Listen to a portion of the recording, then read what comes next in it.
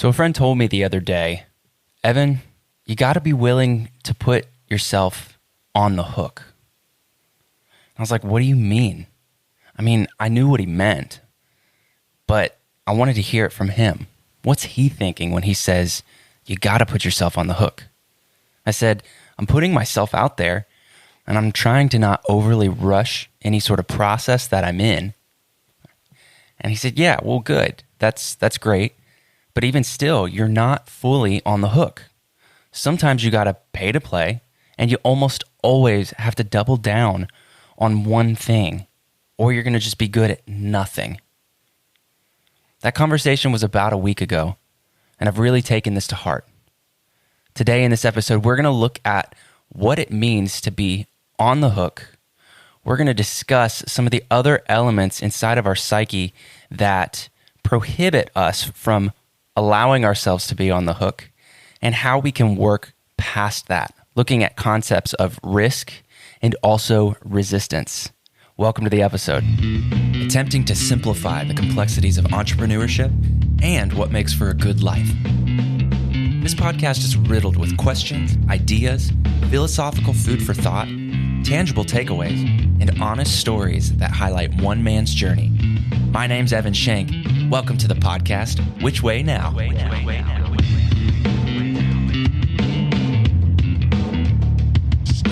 This whole concept of being on the hook, what is that?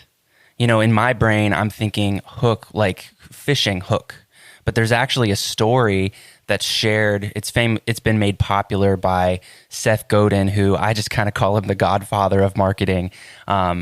Check him out if you've never heard of him, but just a very, very wise businessman that kind of comes from the marketing background and industry, renowned author, all that. But he shares the story of when he was in Turkey one time, the country of Turkey, in bread shops, they actually have this thing that you can do. If you live there, you can go in, and if you have money to buy a loaf of bread, maybe you have enough money to buy 2 loaves of bread.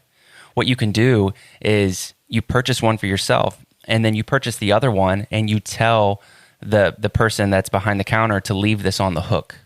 And what that means is that when the next hungry person comes by the bread shop, they can ask who's working there, are there any loaves of bread on the hook?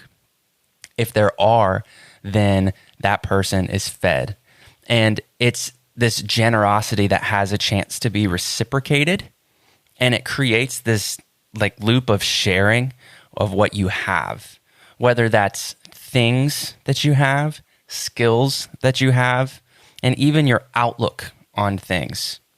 It kind of makes me think of the concept of paying it forward, and really where it starts to mold itself into what I want to talk about today, and what that story that I shared earlier, where this all ties in, is being on the hook helps us practice push through resistance and fear and what it is that we're doing.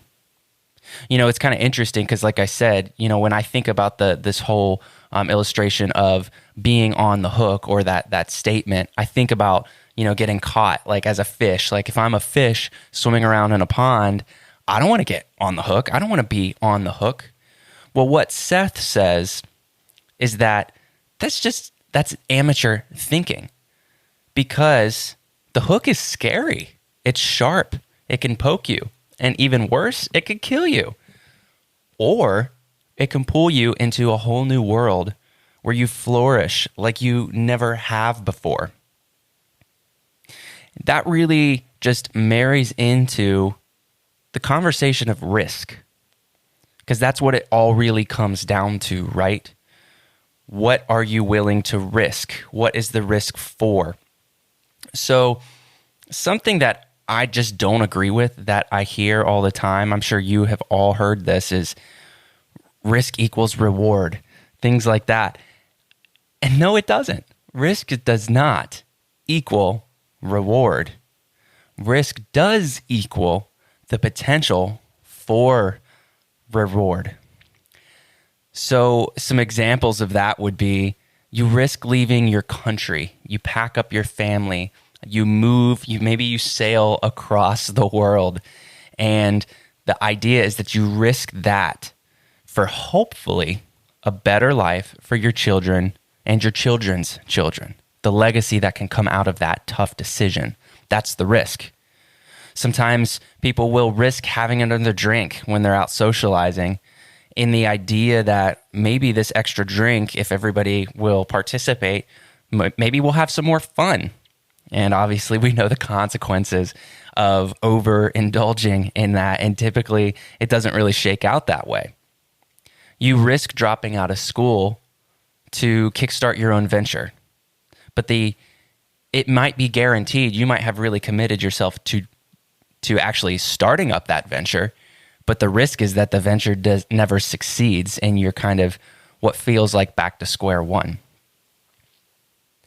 Or lastly, you risk taking out a $10,000 business loan, hoping that this is going to accelerate your business growth and it's going to increase your revenues and or your profits. But what if it doesn't? Now, not only did you burn through 10K, but you owe 10K and you have this sense of defeat that you very well may be carrying with you, this burden of just emotional and mental frustration and lack of confidence that can come out of that failed attempt. So putting yourself on the hook, doubling down on something, being bold and confident about the thing that you're going to do, and you're going to omit everything else around it, even though there may be opportunity there. You're going to stay laser focused. The process of that is risky. It's scary. And I'll speak from my own situation right now, I suppose. And that is trying to dial in exactly what I want to do. There's a lot of things that I'm interested in. There's a lot of things I want to be involved in. But the fact of the matter is, if I try to do all of that stuff at the same time, number one, there's not enough time in a day to move the ball down the field on all these different ventures, at least right now for me. And then the other thing is that when you're speaking to everyone, you're speaking to no one. That's something that's kind of said in marketing a lot. And once again, that's my background. That's where we're talking. So if you don't know me yet, I am a marketer, and that's what I do for a living, and have fun with this podcast on the side. But in the world of marketing, if you have a very diluted message, if you're trying to scream through a megaphone at literally everybody in the world saying, hey, buy my product or whatever it is, it just kind of, the message is diluted and you end up reaching nobody's ears. You end up capturing zero people's attention. And it all comes down to grabbing attention in marketing. That's kind of the first step, right? So putting yourself on the hook, it's a risky thing. But this is what professionals do. They put themselves on the hook. They put themselves out there. They double down on themselves. They take risks, and ideally that they're calculated risks, so they kind of know the cost of doing this business, of making this decision, of taking this leap. So the big questions around risk that I think are important for us to ask ourselves is, number one, what are you willing to risk? Some easy examples of that would be risking time with loved ones, because you have to invest that time into this other thing that hopefully will pan out. An easy one is risking money, whether it's your own or somebody else's. You're going to risk friendships because your time, once again, and attention are going to be focused into something else. And you're also going to risk your own comfort. Yes, you'll stretch your comfort zones. You will expand the box, the perimeter of who you are as an individual and what you know that you're capable of because of this experience. But the risk is, in the short term, feeling really uncomfortable and really nervous. The first time I ever hit record to do this podcast, I was trembling. I was like almost visibly shaking. And that's even coming from people encouraging me, saying like, you're a really good speaker. You should do this. I think podcasting could really be like middle lane for you. You could really flourish there. But you're going to be uncomfortable as you do it. I felt even more uncomfortable when I posted the first episode. You should go back and listen to that and see if there's, I don't know, maybe at least a little bit of progress in the process of this whole podcast thing. But either way, we're still at the beginning and it's still uncomfortable. And that's an easy example for me, obviously. But what is that for you? You're going to risk feeling comfortable and you'll start to find yourself in that process. So that was the first question. I've got 3 big questions around risk. The first one was, what are you willing to risk? The second question is, what is the purpose of taking the risk? So you could also just say, what outcome are you chasing? What do you want to achieve through this process? Because you're at point A and you're trying to get to point B. What is that? You really want to, it sounds like almost stupid simple. It's like, oh yeah, great content here, Evan. You're not going very deep with us. But no, I mean, we have to kind of pull it back to the fundamentals and really look. We need to answer some of these very important questions first. And it will help us guide ourselves in the process of what decisions we make next and which cliffs we're willing to jump off of, so to speak. So what are you willing to risk? What is the purpose of taking the risk? Or what outcome are you chasing? And then the last question is, can you survive and rebound from the risk if it doesn't pan out? If you drop out of school to start up your own venture and it doesn't pan out, are you going to be able to reckon with that loss? Or is that just going to make you implode in some sort of way and set you backwards that's going to just chop off years of your life because you're now going to be in some sort of financial, mental, emotional hole that you have to work on digging yourself out of? So those are the questions we need to kind of ask in the concept of risk. And as we start to come up with answers to that, we can better define what's worth putting ourselves on the hook for. Does that make sense? So then I want to tether this all into one more it's a singular word, but this concept around the singular word. And it's something that everybody faces in their journey. It's called resistance. This concept, obviously, we all know what the word resistance is. And yeah, I'm not going to give you some sort of like off-kilter definition. That's not what you're expecting me to say. But the conversation around resistance and where this ties into creating your dream life for yourself, whether personally or professionally, has been made famous by an author named Stephen Pressfield. He wrote the book called The War of Art. And actually, a fun little fact, side note, is this book, The War of Art by Stephen Pressfield, is the book that Seth Godin says he wish he would have written. So it's kind of fun that we can tie these things together and that these two really notable authors that have a lot to say and have done a lot of good in the world from what they've shared with people. Seth looks up to Stephen Pressfield and says, man, I wish I would have written that book. It's the book I never wrote. But pretty cool, kind of fun fact. But really what this book, The War of Art, is all about is in order to do work that matters, one must conquer resistance. Risk is involved in that, right? So I just kind of want to go through a few key points. This was my lawnmower book. And what I mean by that is I almost thought about starting like my own like side podcast of like lawnmower thoughts. Cause I don't have a huge yard, but I'm out there mowing the yard like frequently enough to where I'm either just out there doing my thing, with my own thoughts, or in many cases, I'm listening to podcasts or audiobooks. So this was my lawnmower audiobook the past couple weeks. And I went through it really, really fast. I was like, whoa, the book's over. But it is just packed with gold. So I want to just touch on some key points around what Stephen Pressfield says in this book and where this all kind of comes back into being on the hook and the risk that's involved. So resistance is what kills creativity. And it goes a lot deeper than that. But here's a couple points for us to look at, some quotes. Here's the first one. Procrastination is the most common manifestation of resistance because it's the easiest to rationalize. We don't tell ourselves, I'm never going to write my symphony. Instead, we say, I'm going to write my symphony. I'm just going to start tomorrow. Do you see the resistance in that? You can fill in the blank. I'm never going to blank.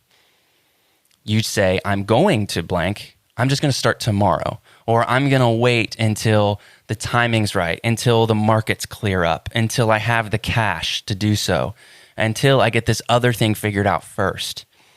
And this is procrastination 101 right here. And I know that we're all dealing with this. You know what I'm talking about.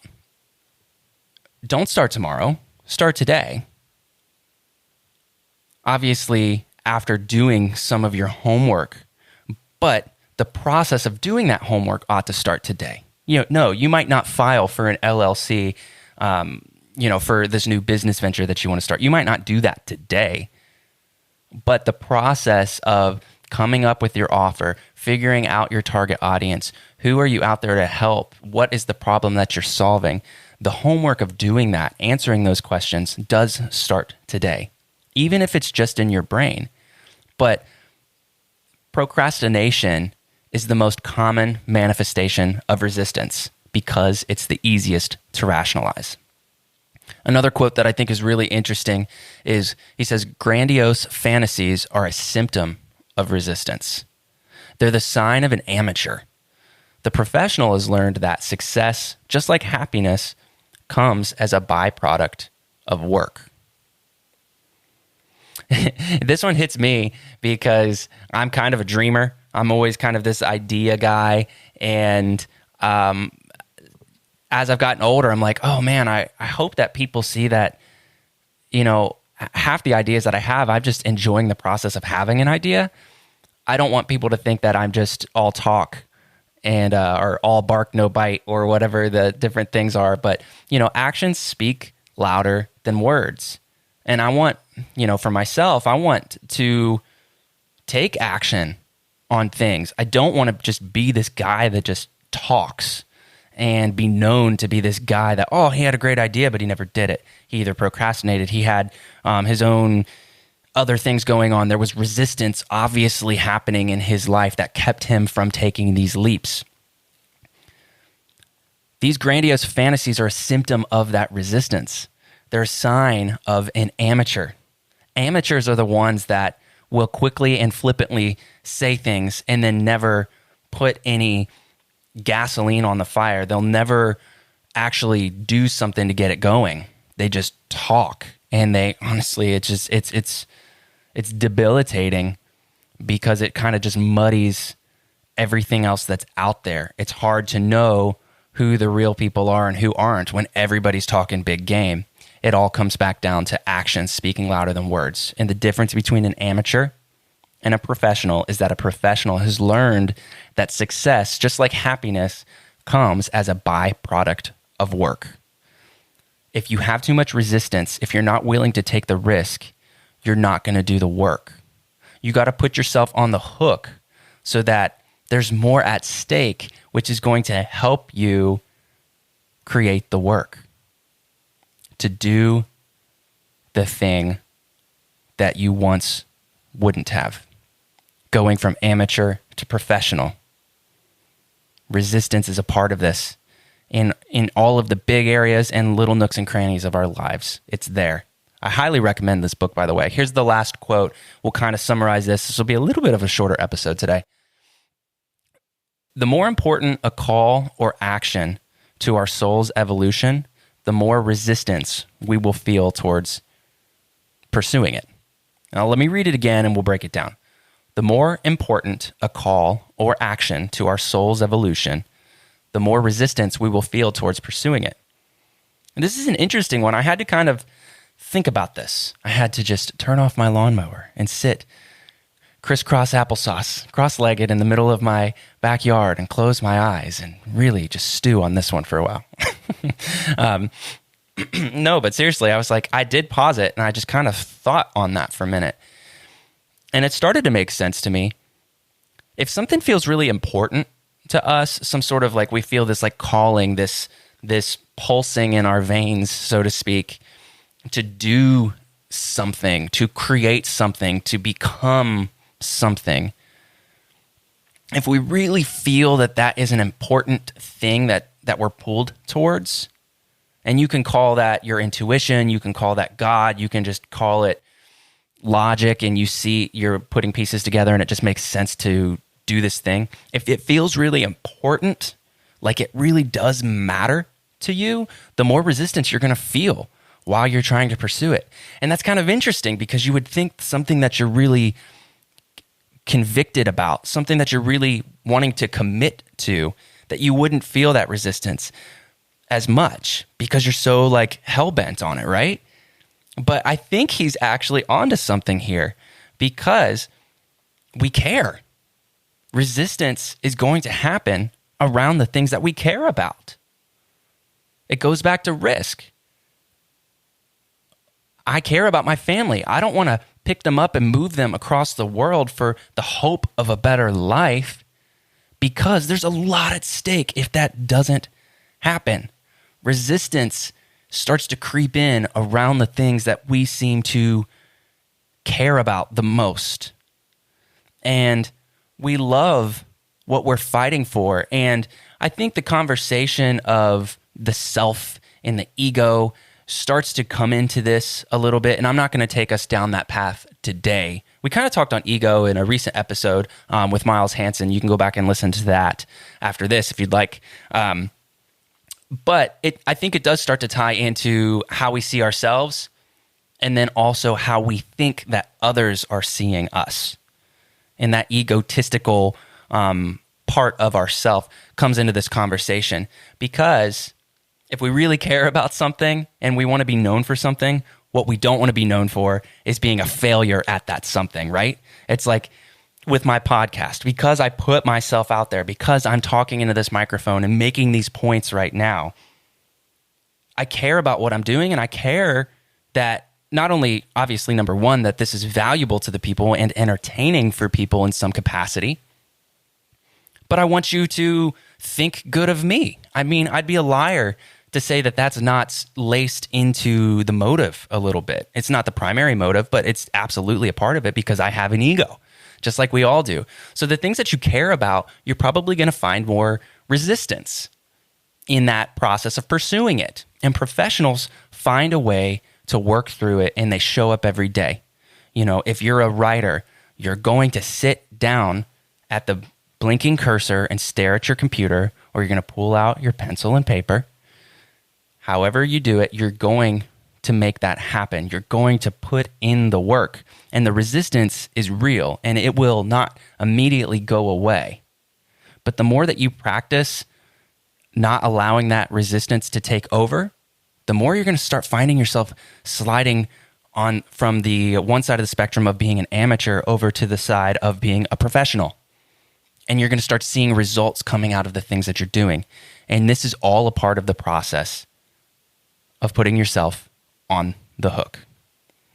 Here's the last thing that I thought was really interesting. It's a little bit of a side note, but for those that are still listening, I'm glad you're here, number one. Number two, I'll give you one more thing. He said this quote. He says, love is not the enemy of hate.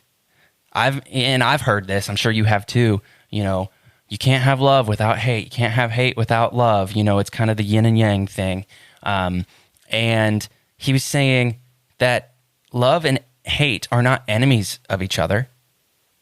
And I was like, okay, well then what could it be? He says, indifference is the enemy of love. Because, and I think what he's trying to say, this is my own articulation of it, which I think is just so freaking cool, is if you hate something, like if you really hate something, there's a lot of dedication to that feeling. There's a lot of passion. There's a lot of fuel behind that.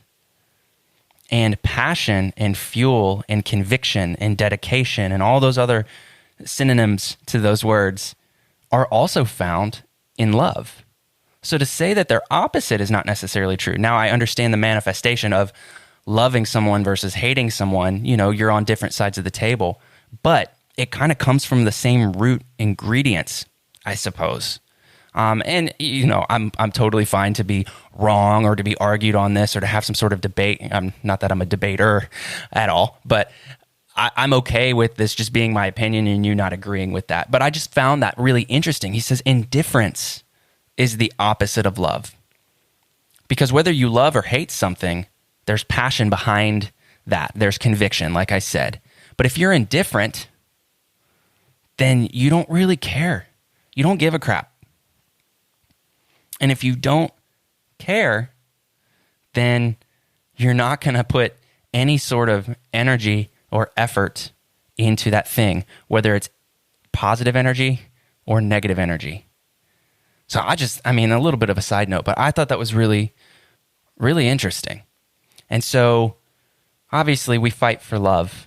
And I'm totally taking this conversation a little bit different, but we fight for love because that's what community is built off of. That's what individuals are comprised of. That's where we are at our best, is when there's love all around us and within us and flowing through us.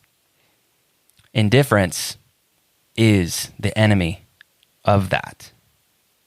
So fight for the things that you care about. Fight for the things that you love, the things that you're interested in, the things that you have some sort of passion around. Stay away from the things that you don't care about. If you're indifferent on something, then obviously, I don't really need to tell you. You probably do ignore the things that you just don't care about, the things that you're indifferent around.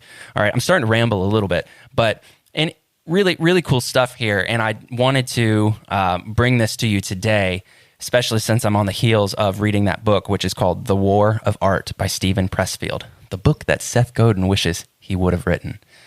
So today, it's been really cool. This is where I'm at, is finding new ways and allowing myself to be coached towards putting myself on the hook. It's not just about putting myself out there. It goes deeper. Like for me, once again, being transparent as I try to be as much as possible on this podcast, for me, I have a hard time spending money, investing into myself on things. I'm always looking for a craftier way around it. Like, why would I buy a course when I can Google the answer and read through some articles and find that for free? Now, it might take some more work, but if I can go the more frugal route on things, I tend to do that. And I think that's just been ingrained in me from as a young kid. And so for me, I have to be ready to kind of put my money where my mouth is and invest into myself, invest into my business. That's just one way of putting myself on the hook. The other thing that can apply to a lot of entrepreneurs out there, especially if you're right in the beginning of taking the leap. Maybe you're still working your 9-to-5 job and you're trying to find the confidence to make that jump, or you've already made that jump and you're just kind of sorting through what you're going to do out there, and you're just trying to put all the pieces together, this big jigsaw puzzle of entrepreneurship, especially in the beginning days. You want to really focus in on something specific instead of being like a generalist and doing a little bit of everything. That's definitely a part of the process. Like a lot of freelancers will do that. That's something that I have done and still do a little bit, as long as it somewhat supports my end goal. I'll try out different things within marketing to see what I enjoy, see what I'm good at, and go through that whole process. But for me, the other way that I'm going to put myself on the hook is really filing down exactly what it is that I offer, and not be this wide, like buckshot approach to things, but be really laser focused. So being on the hook is making a commitment. And this is what pros do. Do you want to move from where you're at today into becoming a professional at the thing that you do? Do you want to know that at the end of your days, that where there was risk, you knew that there was a potential for reward? And so you calculated which risks were worth taking, and you dove in. You dove in head first. Your eyes were open. You weren't blindly jumping into things. You calculated, but you did the thing. You jumped out of that airplane. And all through that, you're conquering resistance. You're not letting it hold you back. So I hope this encourages you. Thank you guys so much for being a listener. It means it means a ton to me to know that there's people that will straight up listen to 30 minutes of a podcast. And if you're like me, you're going to put it on like 1.5 to 2 times speed. And, we can get this done a little quicker and still get all the goods from it. So I really appreciate you. I love the community that's being built. Leave a review, leave a rating, share this on social media. However it is, if you enjoy something and you find some fruit in it, if you want to straight up rip some quotes out of here, do it. That's what I do. I mean, I've got my notes with my quotes and I just put my own 2 cents and my own spin on it. I'm open to say that, a lot of this isn't necessarily original idea, and that's okay because it's all about soaking in the things that are going to help us grow and become what we see as ideal for ourselves and in our future and the people that we love. So that's what this is all about. Thank you for listening to the episode. I will catch you in the next one. Peace. Well, that does it for this episode. You can always reach out to me directly on my Instagram at evanshank75 with any thoughts or questions you may have. I'd love to connect and hear your story. Make sure you follow and subscribe and also leave a review on whichever platform you're listening to this on. My only question to you is, which way now?